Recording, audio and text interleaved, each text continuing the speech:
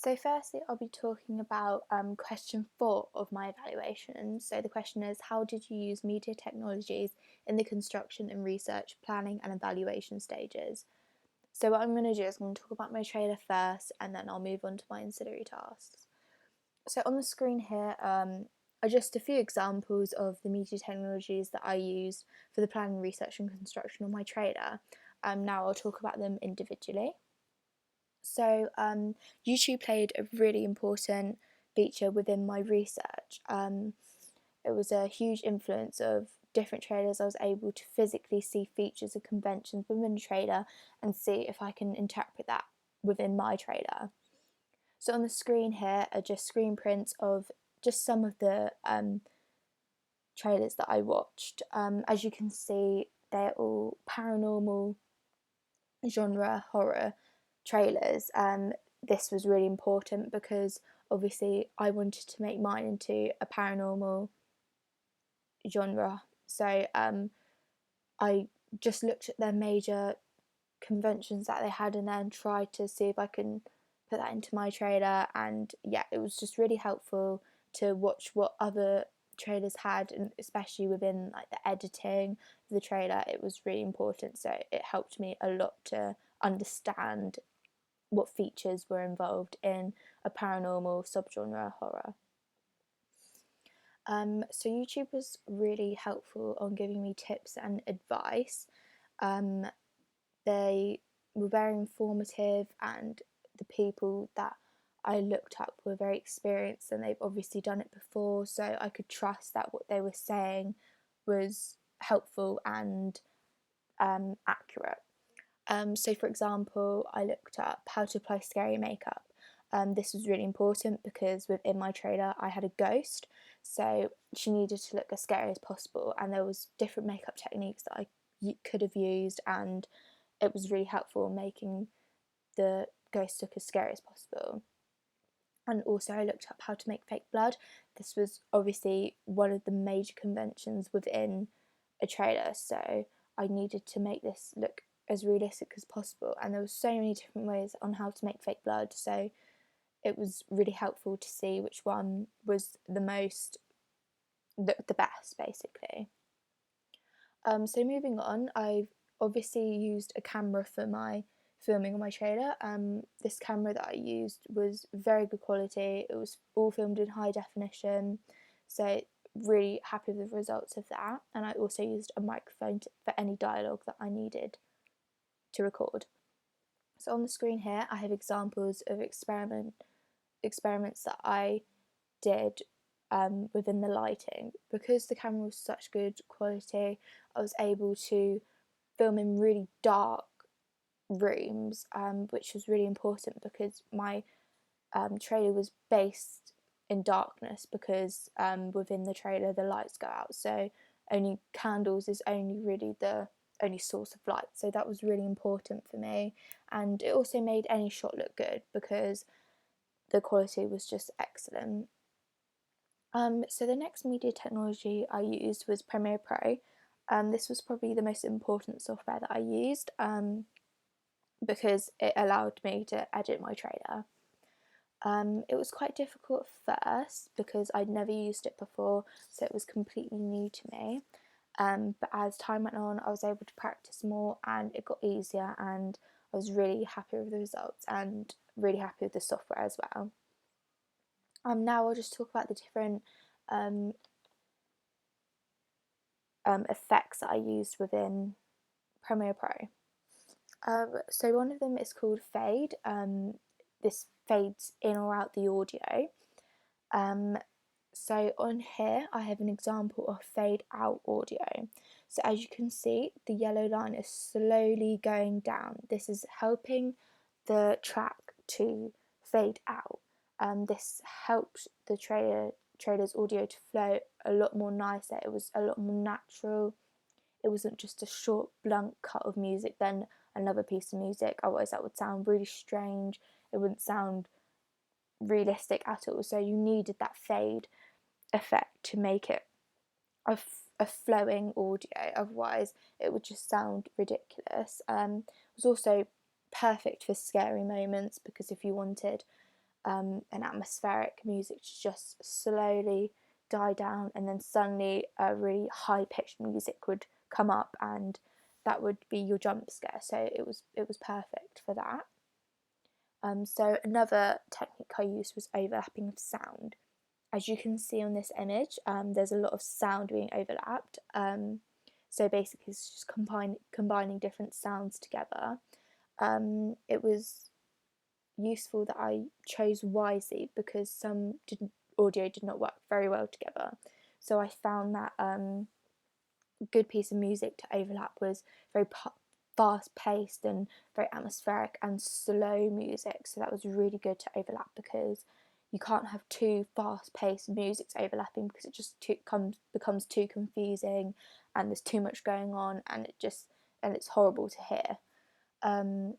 So to overlap sound, to make it easier for me, I used a soundtrack throughout most of my trailer. It's the Underworld dark ambient music creepy horror. So that was my soundtrack. That was kind of like a dark bass kind of music. It was kind of the same tone throughout, so it never got fast paced, it never slowed down, it was just the same really. So that was really good to overlap because you still had the music going on, but there was different kind of sounds going on over that. So that was a really good audio to overlap.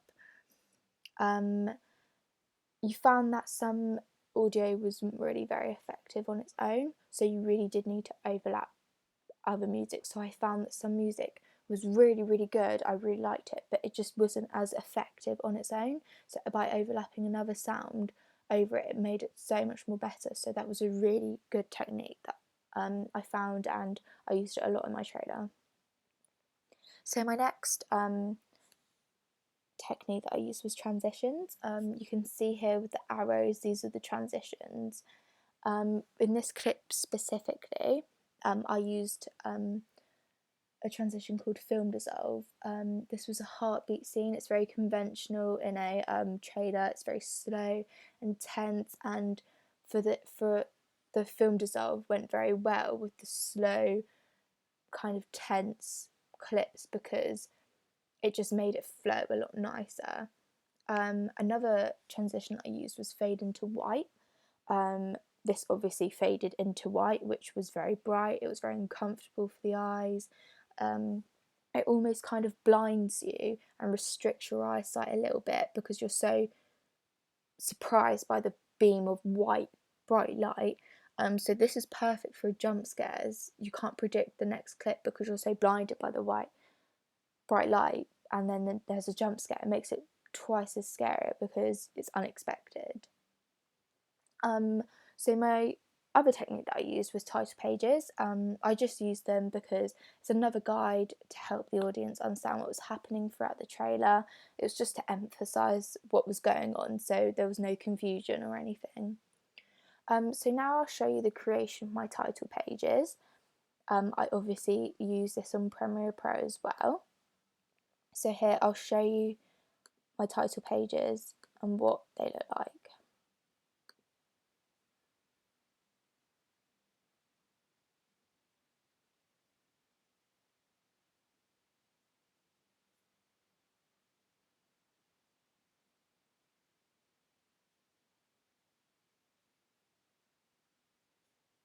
So those are my title pages. Obviously there's no audio because these haven't been put into my trailer. So I'll just talk to you through how I kind of created them. So on here, here's my font, my typography here, and I use the font, this one here. So I looked through all of them and I found the perfect one that I thought really suited my trailer. I thought this went very well with the typography within my banner and magazine, so suited my trailer really well. I chose this background because it looked extremely scary and sinister. The dark background really contrasts well with the white typography, so I thought it was perfect. And I really liked the light as well because my trailer is all about darkness and only one source of light, so I thought this really meant something. So I'll just show you through how I got this kind of flickery sort of effect. So with this title page especially, Every House is a Dark Secret, I used a blend mode called Overlay. So what I did was I placed the same title page on top of the title page and just put the effect overlap, and it made this kind of shadowy effect, which I thought looked really effective because it flickered and it looked like the light was flickering that resulted in the font flickering. So I thought that was really effective. So with a title page like this one, so I'll just show you this one quickly. If you notice that this one here, so the text sort of is in central, it's very central in that one, and then it comes to this one and it's slightly to the left. And I did this by changing the position of the text. So on this one, on the first one, as you can see, it's central. So the position of that was 388 by 288. Then as we go on to this one, which is slightly to the left, if I click it, it's 298 by 288. So you can see that the position has changed, and I've changed that, and it's kind of sort of just to emphasize the fact that it's moving, it's flickering, it's, you know, it's all over the page, it's kind of uncomfortable to watch, it's just in sort of in your face and you're trying to struggle to read it, and it's very sinister. So on my last title page, I really kind of wanted to make a huge impact on this one. So this has a lot of flickering, especially at the beginning, and then at the end it's a lot of flickering as well, and it's also moving the text. I also made the font red because in all of my ancillary tasks the title is actually in red also, so it's just shows consistency throughout my work. And yeah, so I basically used the overlay effect in that one as well, just to make it flicker like that, and then I just copy and pasted little title pages and just added them in so that it creates this kind of fades into like black kind of thing. So yeah, that was interesting to make because obviously I found the effects of overlay and it worked so effectively, and I'm so happy of the results because it really does look like the lighting is just causing the flicker. So, and conventionally, you in horror movies, there's always a lighting at the end of the street that flickers. So I thought that was really effective. So moving back on to the question. So Facebook was a really big influence on my evaluation part of my trailer and ancillary tasks. It advertised and promotes to my audience on Facebook. So I'll direct you to that and I'll show you my Facebook page so you can see what was in it. Okay, so as you can see, I've placed the image as the profile picture, I've had the banner as the cover photo, and I've also put in my trailer. I've just put in like random statuses, just updating the audience, just keeping them involved, being really interactive. I really treated it as if I am the social media sort of person that's controlling the Facebook page. So I made it really interactive. I was handing to director Nicole, amazing actress Georgia, taking a break from filming. They deserve it. So it's really being just really targeting that audience, just using social media to interact with teenagers, and just videos of the actress that was in my trailer and promoting the magazine. So it was just random stuff that was just fun for, and that was just kind of the stuff that I wanted to see as a teenager and the sort of stuff that I enjoyed seeing. And also the promotion of my logo, I put a lot of work into that, so I wanted it to be noticed. And yeah, so got a few comments, so it's interactive. Yeah, so that's my Facebook page, and it helped a lot with audience feedback as well. So just go back to my PowerPoint so we can move on. So moving on to my ancillary tasks, the media technologies, the main media technologies I used for my ancillary tasks was InDesign, Google and Photoshop. So the first one we're going to talk about is Photoshop. So I'll just direct you to Photoshop so I can show you what I've done. So this is the image for my magazine. As you can see, it's edited a lot here. I edited it a lot because I wanted to make it look very scary and dark. So this is my edited image. As you can see, you can change the temperature to make it a bit brighter. You can make it a bit colder. You know, you can do anything with it. Exposure. So this was something that I used because my image at first was quite bright, so it was probably about there, and I made it a lot darker so the flame really stood out, and you can just subtly see the girl in the background. So it wasn't, so when the audience catches it, they're more scared because it isn't just as obvious. So the brightness also, that was lowered down as well because you don't want it too bright because it's quite, you can see that the quality gets worse when it gets brighter, and so you darken it, it looks a lot better. It looks quite warm colours. Looks quite old fashioned as well, so that obviously makes it more sinister. So yeah, that's how I edited my magazine image, and I think it looks really effective. I like the way I've edited it. It just looks very sinister with just one source of light. It looks scary. Also, what I did on Photoshop was edit the image of my banner. So this is the non-edited image on my banner. So you can see the difference with the two images. So with my non-edited image, you can see that it's quite bright, and we don't have the black shadow kind of coming across it. So I created this black shadow around it by using a tool called a gradient tool. And what I did was I chose this option here, and I just kind of drew lines and had it sort of coming in on the image. So it was very subtle. You just had the darkness coming in all around the edge, and I thought it looked really effective the way that I did it. So just obviously it's more as you go in, more the darkness comes in. So it's a really sinister sort of image, and I really liked the results of it. It worked really well with the image because of her dark hair. So the bright and white and then the dark shadow, it just looks really effective. So yeah, that's how I made my banner and magazine image.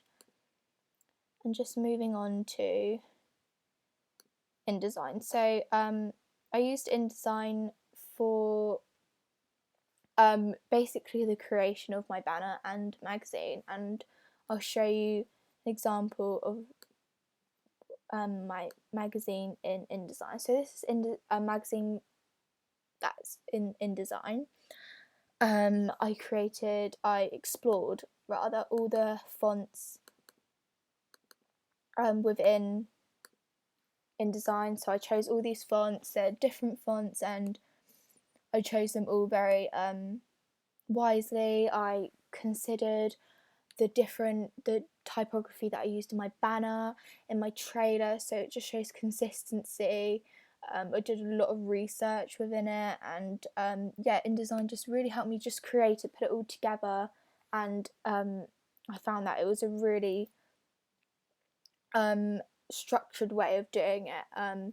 So yeah, so it was just another software that I used to help me create my ancillary tasks.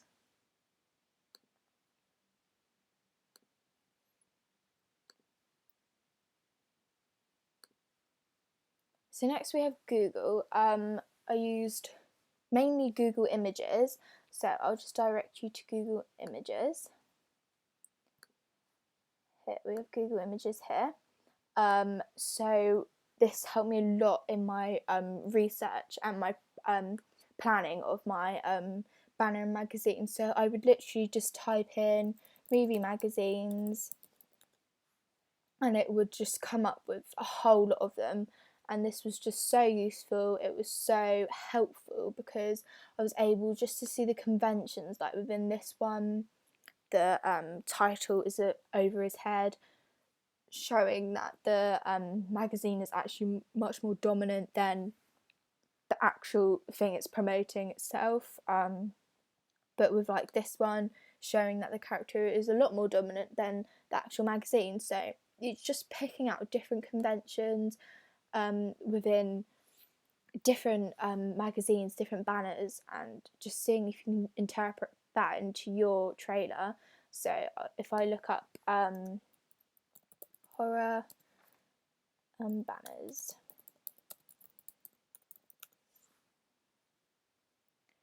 so it just comes up with a lot of different stuff, and you can just use it and just use it to help you influence it. And it really helped me because I